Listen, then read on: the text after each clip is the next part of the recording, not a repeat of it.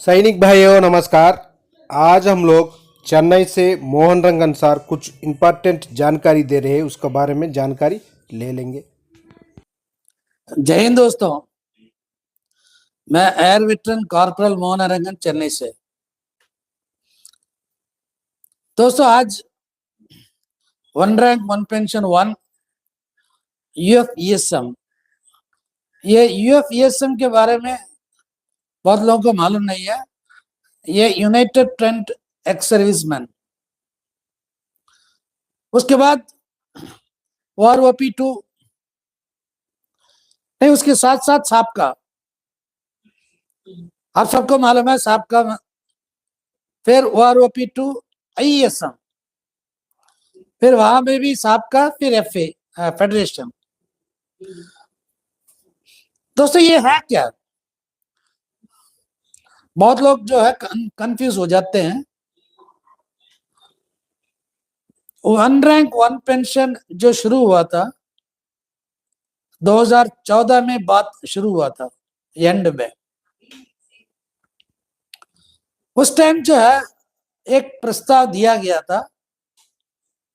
वो प्रस्ताव जो है उसके बारे में मेरे डालने से अच्छा कपिल को मैं डिटेल्स देता हूं, वो अच्छा बना सकता है वो वीडियो।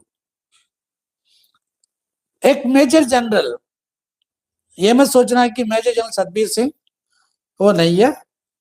ये वाकई में बहुत बढ़िया जवानों के बारे में, जवानों के हितों के बारे में सोचने वाला एक मेजर जनरल।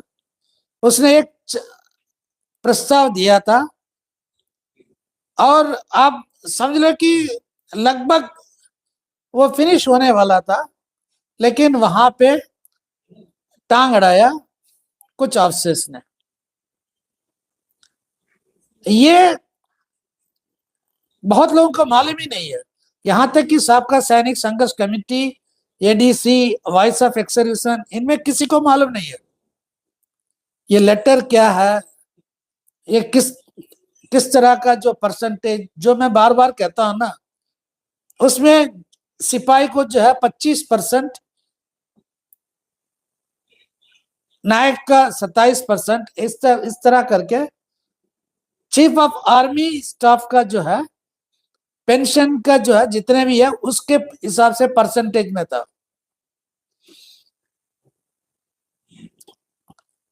जब वो नहीं माना गया था इनको, क्योंकि जिस मेजर जनरल ने ये प्रस्ताव दिया था वो 2013 हरियाणा में रेवाड़ी में जो रैली हुआ था उसमें भाग नहीं लिया। जिन लोगों ने बढ़ चढ़कर भाग लिया था उन लोगों ने जो है इस प्रस्ताव को नहीं माना। आगे की कहानी तो आप सबको मालूम है। फिर 2014 में एक चार्ट भी बना था, उसके अनुसार जैसे जवान को कुछ नहीं मिला। फिर उसके बाद जो है उस टाइम तक united front of ex serviceman नहीं बना था, लेकिन जब पहला चार्ट जो ऑफिसर्स के हित में जब बना था, वहां पे आए थे बीच में साबका सैनिक संघर्ष committee, voice of ex serviceman और एंटी डिस्क्रिमिनेटरी कोर, एडीसी। इन लोगों की वजह से जो है और बदलाव हुआ। तब तक united front of ex serviceman बन गया था। उस UFES, united front of ex serviceman में हम लोग भागीदार थे, हम लोगों ने साथ दिया था जेसीओस एंड अदर्स के तरफ से। अभी जितने भी साबका सैनिक संघर्ष कमेटी में जो पदाधिकारी है, हमारे सूबेदार मेजर एसपी गोसल, ऐसे बहुत सारे लोग हैं, बहुत सारे लोग हैं जिन लोगों ने समर्थन दिया था तन मन धन से मेजर जनरल सतबीर सिंह को। हम लोगों ने समर्थन दिया था armed forces veterans association of India की तरफ से, और बहुत सारी संगठन है जो जेसीओ जवान के लिए काम करते थे। फिर उसके बाद जब दूसरा जब चार्ट बना था, उसमें भी हमें धोखा होने वाला था, हमें मालूम नहीं था, क्योंकि लास्ट तक जो है इन लोगों ने कभी सच नहीं बताया। इन लोग मतलब मेजर जनरल सतबीर सिंह हो या ग्रुप कैप्टन गांधी हो या विंग कमांडर सीके शर्मा हो या विंग कमांडर नेब ऑनरी लेफ्टिनेंट पांडे पांडे, किसी ने सच नहीं बताया। इनको मालूम था कि इससे फायदा अफसोस को होने वाला है। अरे बाकी को तो फायदा होगा, लेकिन यह ऑनरी लेफ्टिनेंट पांडे को मालूम था कि उसको कुछ नहीं मिलना है, फिर भी वो चुप था। वो इसलिए चुप था क्योंकि वहां पे जो कलेक्शन हो रहा था उसमें बहुत ज्यादा इसको जो है फंड मिला था। मैं इसके डिटेल्स में नहीं जाना चाहता हूं, क्योंकि फंड का कलेक्शन बहुत ज्यादा हुआ था, खर्चा का कोई हिसाब किताब नहीं था, इसलिए सारे लोग साथ दे रहे थे। यहां तक कि जो है वीर चक्रा, परमवीर चक्रा, जो जवान हमारे ऑनरी कैप्टन राठी साहब, उन्होंने साथ दिया था। दोस्तों फिर उसके बाद जो है सितंबर 2015 में नोटिफिकेशन निकला।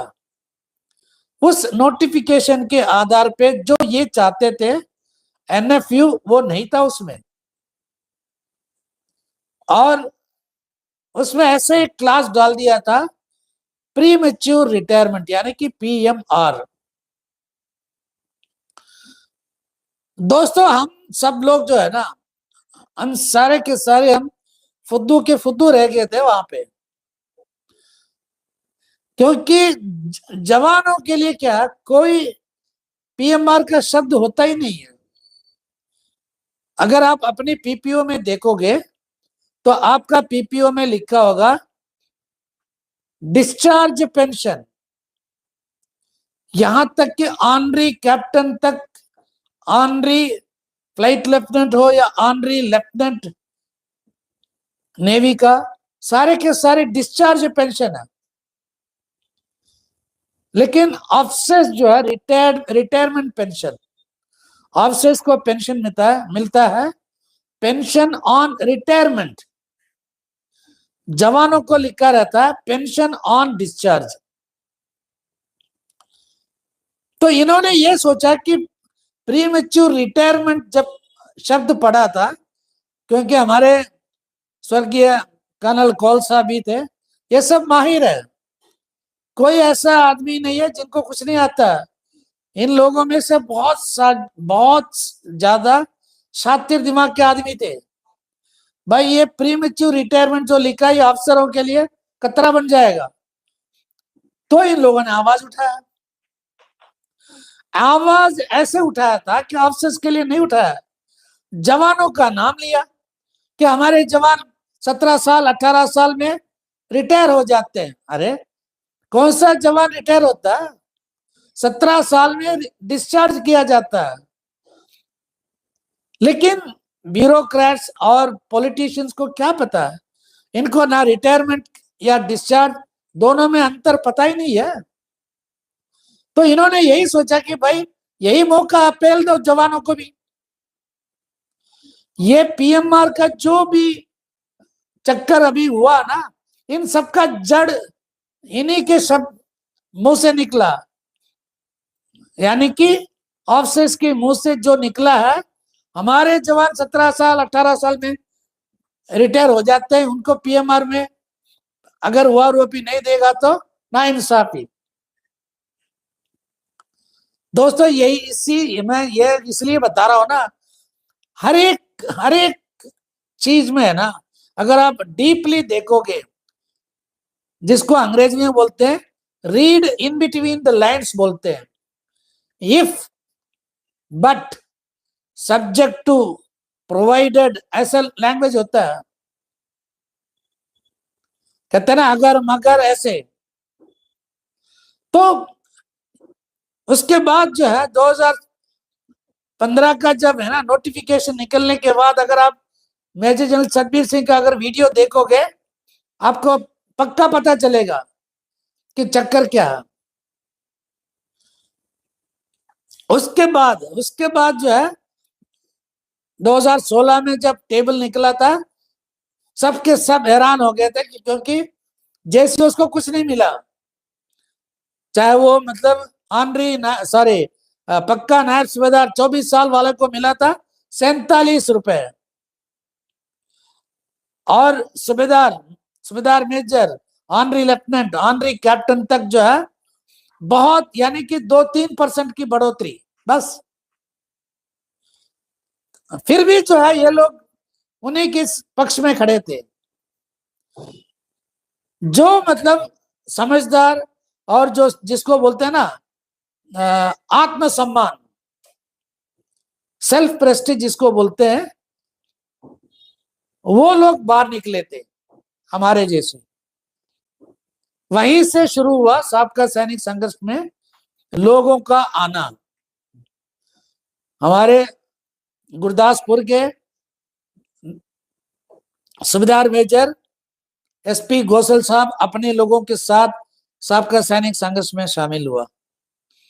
दोस्तों उसके बाद जो है वॉइस ऑफ एक्स सर्विसमैन, साबका सैनिक संघर्ष कमेटी और एडीसी, इनके बीच में भी थोड़ा तालमेल ठीक नहीं था, क्योंकि भूख हड़ताल में बैठने वाले साबका सैनिक संघर्ष कमेटी थे और पैसे की लेन देन और बाकी सारे जो है पैसा का हिसाब नहीं दिया वॉइस वालों ने, और एडीसी को तो आना जब मर्जी आते थे, तो ऐसे कुछ प्रॉब्लम था, इसलिए वही खत्म हो गया था 2015 के बाद। अब आते